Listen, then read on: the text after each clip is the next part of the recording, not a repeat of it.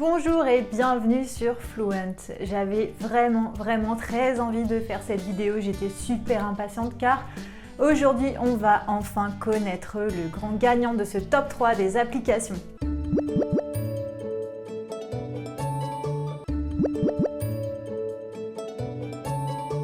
Et en fait, ce n'est non pas un seul gagnant, mais un parfait ex-aequo, une parfaite égalité.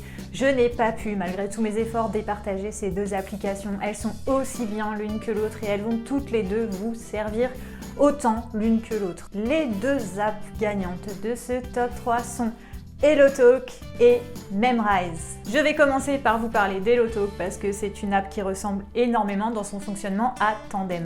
Ensuite, je vous ferai un topo sur Memrise qui sera assez général et que j'approfondirai dans de prochaines vidéos. Il y a beaucoup de choses à savoir, donc je vais avoir besoin de plusieurs vidéos pour tout bien vous expliquer pour que vous puissiez en tirer le maximum. Donc HelloTalk, c'est à peu près le même fonctionnement que Tandem. On y retrouve à peu près les mêmes fonctionnalités, à savoir mise en relation avec des locuteurs natifs, possibilité d'écrire des messages textes, faire des appels audio, vidéo. On a aussi la possibilité de faire des corrections ou de recevoir des corrections de la part des locuteurs natifs, ainsi que la traduction instantanée au sein de l'application. HelloTalk est une application super intelligente. En plus de tout ça, on va avoir par exemple l'onglet Moments, qui est comme un fil d'actualité style Facebook, où vous allez pouvoir publier des actualités, des photos, des choses comme ça, et que les autres vont pouvoir voir en fonction de leurs préférences linguistiques. C'est-à-dire que vous n'avez pas besoin d'ajouter les gens comme amis pour qu'ils puissent voir ce que vous publiez. Et eux non plus n'ont pas besoin de vous ajouter. Vous avez la possibilité de suivre des gens évidemment,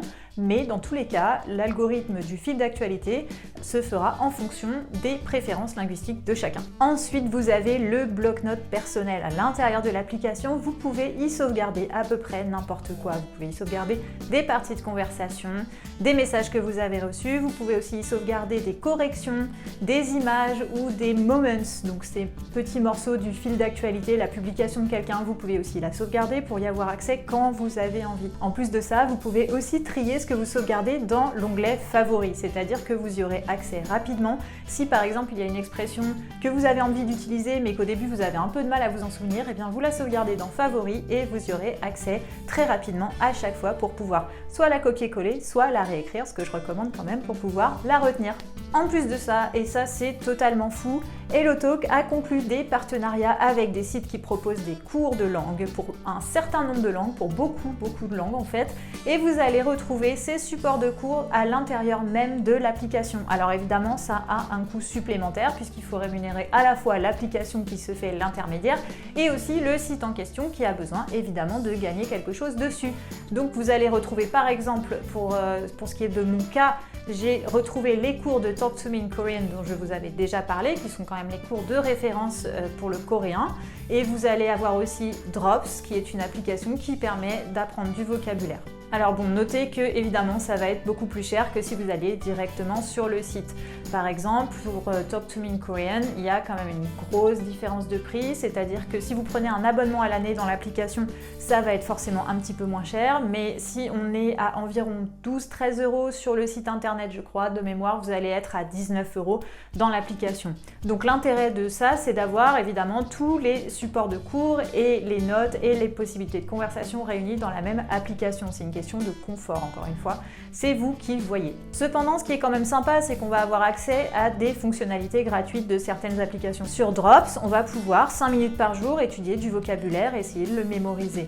Alors c'est vrai qu'on aura peut-être plus de temps sur la vraie application, sur la formule payante de cette application, mais c'est déjà bien de pouvoir faire 5 minutes par jour de Drops. En plus de ça, ça vous permettra peut-être de découvrir des sites que vous ne connaissiez pas ou qui vous avaient échappé lorsque vous avez recherché votre base de référence. Donc pensez quand même à aller jeter un coup d'œil. En revanche, cette app, elle a aussi évidemment des petits défauts, des petits moins. Par exemple, il y a beaucoup d'achats in-app. Alors pour les sites de cours, c'est normal que vous payiez en plus, évidemment, puisque c'est une collaboration avec des sites qui sont extérieurs.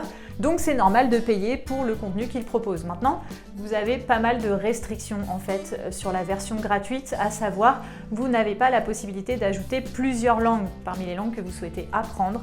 Le nombre de chats par jour est limité et bien sûr, comme sur Tandem, le nombre de traductions aussi est limité. En plus de ça, les incitations à l'abonnement, on va pas se mentir, sont assez agressives, c'est-à-dire qu'on nous mitraille d'incitations à l'abonnement, de pubs pour s'abonner, etc. Et j'avoue que quand on utilise l'application en version gratuite, c'est un petit peu désagréable.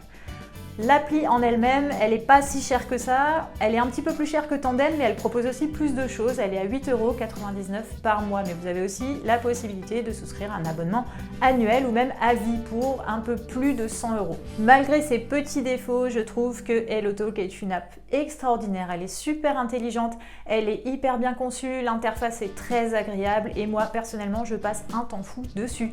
Je suis même en train de disparaître des autres réseaux sociaux au profit d'HelloTalk.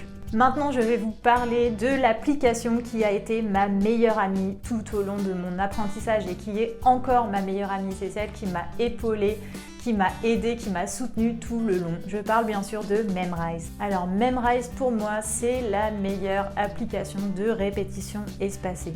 Alors la répétition espacée, qu'est-ce que c'est?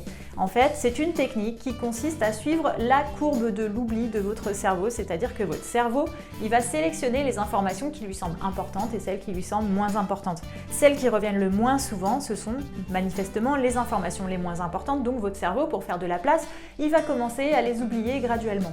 Et bien la répétition espacée va faire ce travail de venir rappeler les informations à intervalles réguliers, ajuster de manière à ce que ce soit le plus optimal possible et donc vous permettre de mémoriser efficacement et pour toujours les notions. Ici, vous n'avez pratiquement rien à faire, c'est Memrise qui va tout faire.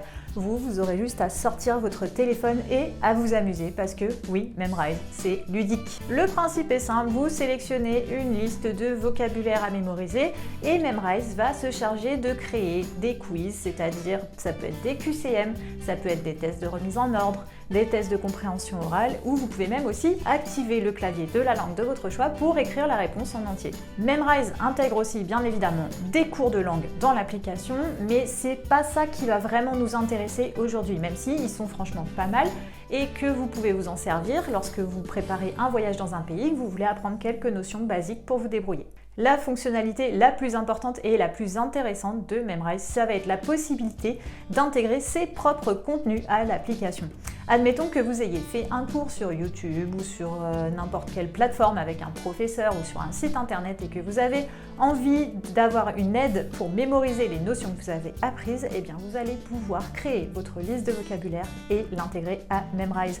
Ça va être la même chose pour de la conversation. Si par exemple pendant une semaine vous avez pratiqué la conversation avec quelqu'un et qu'il y a des mots que vous voulez absolument retenir, eh bien Memrise va vous aider à faire ça. Je sais qu'il y a même des sites internet qui vont proposer leur contenu de cours sous forme de liste de vocabulaire à mémoriser sur Memrise. Si vous cherchez un peu, renseignez-vous, vous trouverez peut-être effectivement des cours sur Memrise de la part des sites internet sur lesquels vous étudiez. Du coup, vous allez pouvoir façonner votre apprentissage, vous allez pouvoir façonner Memrise de façon à ce que l'application réponde à vos besoins à 100%.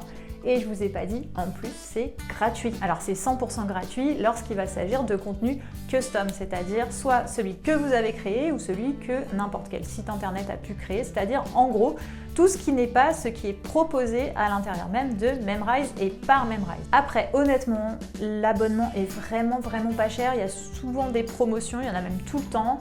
Donc moi je l'ai quand même souscrit parce que je trouve que 30 € pour l'année pour une app de cette qualité, ça mérite un coup de pouce. Une fois que vous avez entré tout le vocabulaire que vous voulez dans l'application, vous allez pouvoir ajouter de l'audio, des images, des notes, comme des petits stickers que vous allez pouvoir mettre pour expliquer une phrase qui vous paraît peut-être pas claire ou à laquelle vous voulez rattacher une information importante et même de la vidéo. Vous allez donc pouvoir mémoriser en associant du son pour avoir la bonne prononciation mais aussi des images pour mieux retenir, etc. etc. La seule petite restriction qu'il va y avoir, c'est qu'il est fortement recommandé d'avoir un PC pour pouvoir mettre à jour ces listes de vocabulaire. Et oui, il faut bien qu'il y ait des défauts quand même. Après, j'ai quand même 2-3 conseils à vous donner pour étudier le plus efficacement possible sur Memrise.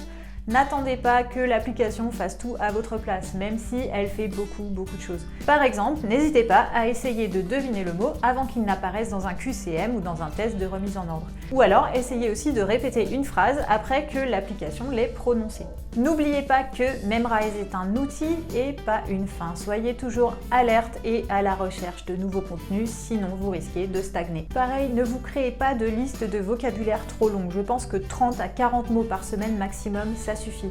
Vous pouvez monter jusqu'à 60, mais vraiment pas plus. Après, c'est vous qui voyez. Si vraiment vous êtes quelqu'un qui mémorise super facilement, évidemment, vous pouvez essayer d'aller plus loin. Donnez-vous un temps limité pour mémoriser une série de mots. Par exemple, ça peut être une semaine. Ensuite, vous créez une nouvelle liste et vous recommencez. Memrise a besoin d'être actualisé régulièrement pour être efficace. En résumé, ces deux applications sont pour moi un peu comme la main gauche et la main droite. Si vous les faites marcher en synergie, main dans la main, et que vous êtes régulier, vous allez voir des progrès très rapidement. Ne négligez pas votre base de référence pour autant. De toute façon, là, c'est juste un aperçu global que je vous donne, mais je reviendrai forcément sur la manière de vous organiser avec ces applications, la manière de structurer votre étude et votre travail, quel temps accorder à tel et tel outil. Ne vous inquiétez pas, on reviendra sur tout ça. La semaine prochaine, je vous ferai un tuto détaillé sur l'utilisation de Memrise ou comment, pas à pas, faire en sorte d'en tirer le maximum maintenant qu'on l'a présenté et que vous connaissez un petit peu mieux. Au départ, ça va vous sembler un petit peu compliqué. Vous avez vu, je vous avais déjà annoncé qu'il y aurait plusieurs vidéos parce qu'il y a beaucoup de choses à dire.